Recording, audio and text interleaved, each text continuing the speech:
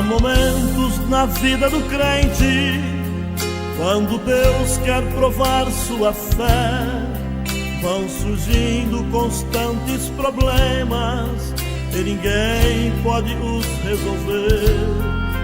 Porque Deus, quando fecha as portas, não há homem que possa abrir, e seus dias começam a mudar. Se é prova de Deus, ninguém pode impedir. Não há nada melhor que esperar tão somente em Deus. E se tudo falhar, o Senhor é fiel.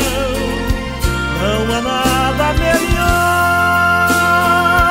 não há nada melhor,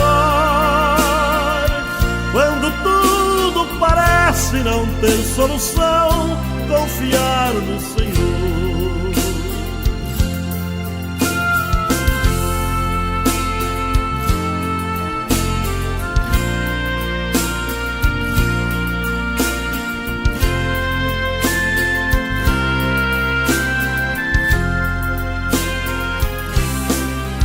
E o Deus que conhece o seu povo mais que o dia conhece o sol, não nos prova além das forças, mas permite a existência da dor.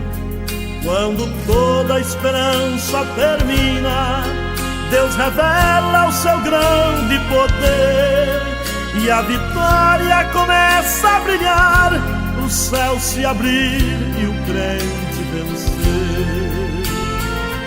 Não há nada melhor que esperar tão somente em Deus. E se tudo falhar, o Senhor é fiel. Não há nada melhor,